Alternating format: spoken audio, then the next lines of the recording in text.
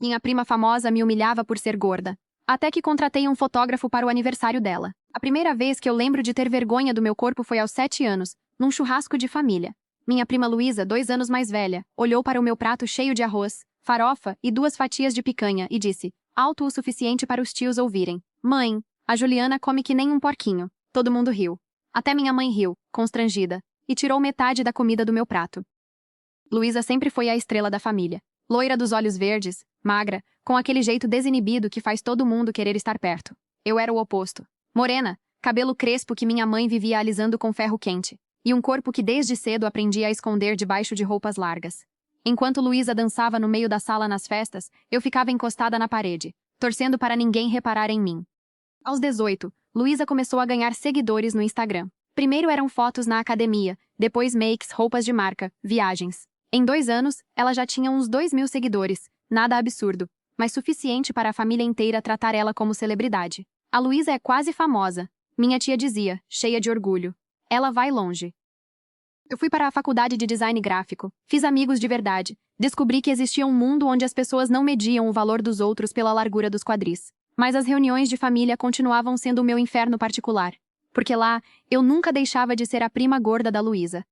Ela tinha um repertório infinito de piadas. Nossa, Juju, essa roupa emagrece mesmo, hein? Parece que você perdeu uns quilos. Você vai querer sobremesa? Ah, você sempre quer. Se pelo menos você emagrecesse, eu te apresentava meus amigos. Sempre com um sorriso no rosto, sempre na frente de todo mundo, sempre com a plateia rindo. E eu ria junto, porque aprendi desde cedo que se eu não risse, se mostrasse que doía, ela teria vencido.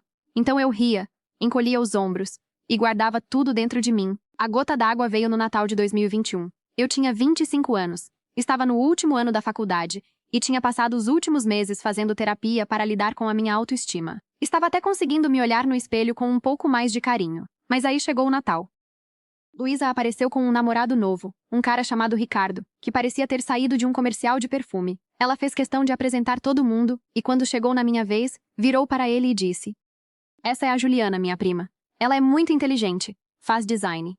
E também é a prova viva de que comida com afeto engorda, porque minha tia cozinha tão bem que a Juju não consegue parar de comer.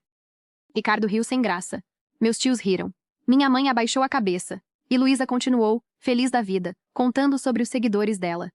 Naquela noite, eu fui dormir com um nó no estômago. Mas pela primeira vez, o nó não era tristeza. Era outra coisa. Era um plano se formando. No dia seguinte, eu abri o Instagram dela e comecei a estudar. Luísa tinha 3.000 e poucos seguidores. Nada comparado a um influenciador de verdade, mas suficiente para ela se achar. Ela postava todo santo dia, selfies no espelho, fotos na academia, makes novas, looks do dia. E ela era obcecada por ângulos. Isso ficou claro rapidinho.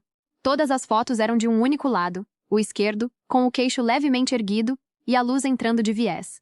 Ela devia ter umas 100 fotos, mas parecia que era a mesma repetida. Foi ali que a ideia começou a tomar forma. Eu sou designer gráfica. Trabalho com imagem o tempo todo.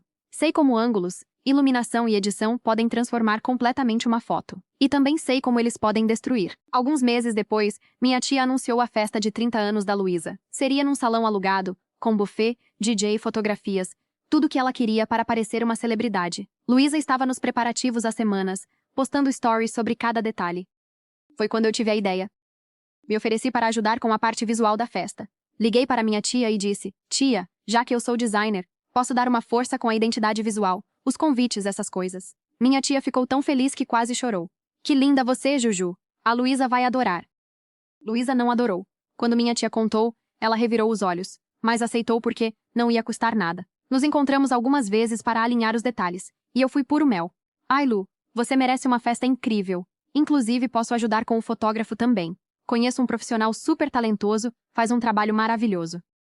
Ela adorou a ideia de ter um fotógrafo exclusivo. Eu mostrei o portfólio de um cara que realmente era bom, mas não mostrei o resto. Não mostrei que ele tinha um estilo meio polêmico, que gostava de ângulos diferentes, que entregava as fotos sem edição pesada. Não mostrei que ele era conhecido no meio por pegar imagens cruas, que os influenciadores odiavam. Contratei o fotógrafo. Paguei do meu bolso. Presente de aniversário. No dia da festa, eu me arrumei com calma. Coloquei um vestido azul que eu amava, que abraçava minhas curvas sem esconder nada. Passei uma maquiagem leve, finalizei com um batom vermelho. Me olhei no espelho e, pela primeira vez na vida, gostei do que vi. Não era sobre estar magra ou gorda. Era sobre estar inteira. Cheguei na festa e Luísa estava radiante. Um vestido branco colado, salto altíssimo, cabelo escovado. Ela me viu e abriu um sorriso, daqueles que não chegam nos olhos. Nossa, Juju, que vestido diferente. Combina com você. Eu agradeci, como se não tivesse entendido a indireta. Ela logo se virou para os amigos e continuou sendo o centro das atenções. O fotógrafo chegou, um cara chamado Marcelo, na casa dos 40, com uma câmera enorme e um jeito discreto de trabalhar. Eu tinha conversado com ele antes, explicado o que eu queria. Fotos espontâneas, sem pose, todos os ângulos, nada de edição pesada. Ele adorou a ideia. Assim que é bom, pega a verdade da festa. Luísa adorou ele no começo. Ele fotografou ela chegando, ela posando, ela com os amigos. Ela fazia questão de dar o ângulo certo, o queixo erguido, o olhar dramático. Marcelo fotografava tudo, mas eu via que ele também estava de olho nos momentos não posados. As expressões estranhas, os bocados abertos, os olhos semicerrados. A festa foi longa. Teve discurso, teve bolo, teve gente bêbada. Luísa bebeu mais do que devia. No final da noite, ela estava cambaleando, com o vestido amassado, o cabelo suado, a maquiagem borrada. Marcelo fotografou tudo. No dia seguinte, ela postou nos stories. Melhor noite da minha vida. Agora é esperar as fotos profissionais. Eu esperei junto. Marcelo me entregou as fotos em uma semana. Era um absurdo de imagens. Tinha fotos lindas, sim, dele pegando ângulos bons, momentos genuínos. Mas também tinha um monte de fotos horríveis. Luísa de boca aberta mastigando bolo. Luísa com cara de peixe numa selfie mal tirada. Luísa com o queixo triplo rindo sem filtro. Luísa desarrumada no final da festa. Eu selecionei um pacote misturado, umas 10 fotos boas, para disfarçar, e umas 20 fotos péssimas, e mandei para ela por WeTransfer, com uma mensagem doce. Achei que você ia amar essas. O fotógrafo mandou o álbum completo. Beijos. Ela respondeu no mesmo dia. Amei. Você é um amor. 3 dias depois, o inferno começou. Luísa postou as fotos no Instagram. Ela escolheu, entre as minhas selecionadas, as piores possíveis, porque ela não sabia que eram as piores. Ela achava que toda foto era boa, que toda foto era ela. Postou um carrossel com umas 15 imagens. Tudo do melhor ângulo dela? Não. Postou de boca aberta, postou com cara de sono, postou com o queixo torto, postou com o olho semicerrado. Ela colocou legenda: 30 anos, 30 motivos para sorrir. Obrigada a todos que foram. Em 2 horas, os comentários começaram a chegar. Amiga, essas fotos estão estranhas. Que ângulo foi esse? Nossa, você parece outra pessoa nessa terceira foto. Tá tudo bem com você? Parece que tava passando mal. Ela apagou alguns comentários, mas aí já era tarde. Alguém tinha printado. Alguém tinha compartilhado num grupo de fofocas. Em 24 horas, as fotos estavam em páginas de humor. Influencer tem dia de foto ruim. Quando o fotógrafo te odeia. A pior sessão de fotos da história. Luísa apagou o post, mas a internet não esquece. As imagens já tinham sido replicadas. Viraram meme. Eu tentando posar para a foto com a cara dela de peixe. Quando você acha que tá linda, mas o fotógrafo te odeia com ela mastigando bolo. Ela perdeu seguidores. Uns 200 no primeiro dia, mais 500 no segundo. As marcas que ela tinha parceria começaram a sumir. Uma loja de roupas de academia cancelou o contrato dizendo que a imagem não estava alinhada com a marca. Um salão de beleza desmarcou uma divulgação. Ela entrou em desespero. Postou stories dizendo que as fotos tinham sido roubadas, que o fotógrafo era ruim, que ela ia processar. Só piorou. Mais gente riu. Mais gente compartilhou. Minha tia ligou para minha mãe. A Luísa tá muito mal, ela não merecia isso. Tão zoando ela na internet. Minha mãe, coitada, ficou preocupada. Eu fiquei quieta. No domingo seguinte, teve almoço na casa da minha avó. Luísa foi. Chegou de óculos escuros, cara fechada, sem falar com ninguém. Eu estava lá, no canto, como sempre. Ela me viu e atravessou a sala. Você escolheu as fotos. Não era pergunta. Ué, eu mandei o álbum completo. Você que postou. Você sabia que essas fotos eram horríveis. Lu, eu sou designer, não fotógrafa. Não entendo dessas coisas. Você que é a expert em imagem. Ela me olhou com um ódio que eu nunca tinha visto, mas não disse mais nada. Virou as costas e foi embora. Na mesa, minha tia comentou, coitada, tão vulnerável. Mas também essas fotos, credo. Minha mãe olhou para mim. Eu comi minha comida em silêncio. Na semana seguinte, Luísa perdeu mais 700 seguidores. Ela tentou voltar com conteúdo normal, mas todo post que fazia tinha comentários sobre as fotos. Cuidado com o ângulo. Olha a boca. Essa foto tá boa, mas a outra, ela apagou os comentários. Bloqueou usuários, mas não adiantava. O estrago estava feito.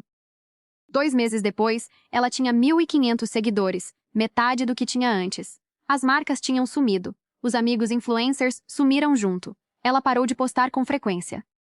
E a família? A família começou a tratar ela diferente. Não era mais a quase famosa. Era a prima que virou meme. Os tios que antes riam das piadas dela sobre mim, agora riam dela. E aí, Luísa, já contratou fotógrafo novo. Cuidado com o ângulo, hein? Ela não aguentou. Começou a evitar as reuniões. Quando ia, ficava num canto, calada.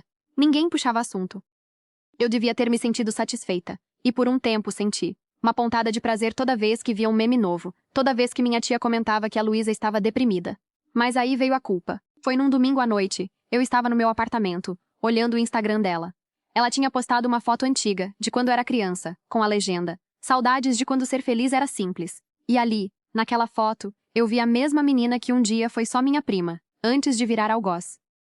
Lembrei de quando éramos pequenas e brincávamos juntas. Lembrei de como ela me ensinou a andar de bicicleta. Lembrei de como a gente dividia o mesmo quarto na casa da avó nas férias. Em algum lugar no meio do caminho a gente se perdeu. Ela virou a bonita, eu virei a gorda. E a família empurrou a gente para esses papéis. Fui dormir com a consciência pesada, mas no dia seguinte, acordei e lembrei de todas as vezes que ela me humilhou. Lembrei da piada do porquinho aos 7 anos. Lembrei do "se você emagrecesse na frente dos amigos." Lembrei do Natal, do namorado dela rindo. Lembrei de cada risada abafada, cada olhar de lado, cada vez que minha mãe baixou a cabeça. A vingança foi satisfatória, mas não resolveu a origem da dor. A origem estava em mim, na minha autoestima destruída, na minha necessidade de aprovação. A origem estava na família que permitiu, na mãe que riu junto, no silêncio de todos. Então comecei a trabalhar em mim. Continuei a terapia. Comecei a me aceitar de verdade, não como um apesar de, mas como um porque sim. Perdi peso? Não. Ganhei? Também não. Meu corpo continuou o mesmo. Mas a forma como eu o via mudou completamente. Passei a postar fotos minhas no Instagram, não muitas, mas algumas. Sem filtro, sem ângulos estratégicos, sem esconder nada. E descobri que existia um mundo de pessoas como eu, que estavam cansadas de se odiar. Fiz amizades reais, encontrei minha tribo. Um ano depois, minha avó fez 80 anos. Festa grande, toda a família reunida. Luísa apareceu. Estava diferente. Mais magra, mais quieta. Com um olhar meio apagado. Ela me viu, hesitou. E veio na minha direção. "Posso sentar aqui?" Estava todo mundo ocupado, a mesa cheia. Eu acenei com a cabeça. Ela sentou do meu lado. Ficamos em silêncio por um tempo. Depois, sem olhar para mim, disse: "Eu mereci." Não respondi. Eu passei a vida inteira te humilhando. E nem sei por quê. Talvez porque todo mundo elogiava você ser inteligente. E eu só era bonita. Talvez porque eu tinha medo de que um dia você fosse mais do que eu. Sei lá. Só sei que fui uma vaca. Ela olhou para mim. "Você planejou tudo, não foi? O fotógrafo, as fotos?" Eu olhei de volta. "Planejei." Ela assentiu, como se esperasse. "Quer saber? Eu teria feito pior." A gente ficou se olhando. E então, do nada, a gente riu. Um riso nervoso, estranho, mas genuíno. "Nós somos muito doentes," ela disse. "Muito." Eu concordei. Naquela noite, a gente conversou de verdade pela primeira vez em 20 anos. Ela me contou da pressão que sempre sentiu para ser perfeita, da anorexia que desenvolveu na adolescência, do pânico de envelhecer e perder a única coisa que achava que tinha. Eu contei da terapia, da aceitação, de como aprendi a me amar. Não viramos melhores amigas. Não teve abraço choroso nem música de fundo. Mas teve um começo de respeito. Uma trégua. Hoje a gente se fala de vez em quando. Ela largou a carreira de influenciadora, virou personal trainer, minus, e é boa nisso, inclusive. Ajuda outras mulheres a se aceitarem, mas de um jeito saudável. Eu terminei a faculdade, abri meu estúdio de design. E vivo bem. No último Natal, a gente tirou uma foto juntas. Ela postou com a legenda: "Família é isso, a gente briga, se machuca, mas no fim aprende a se amar. Te amo, prima." Eu olhei para a foto. Nós duas de verdade, sem ângulo, sem filtro. Eu gordinha, ela mais magra. As duas rindo. Comentei: "Te amo. Mas ainda acho que você fica horrível de boca aberta." Ela respondeu: "E você anda pesada? Só no amor que eu sinto por você." A gente riu. E pela primeira vez, a risada não doeu.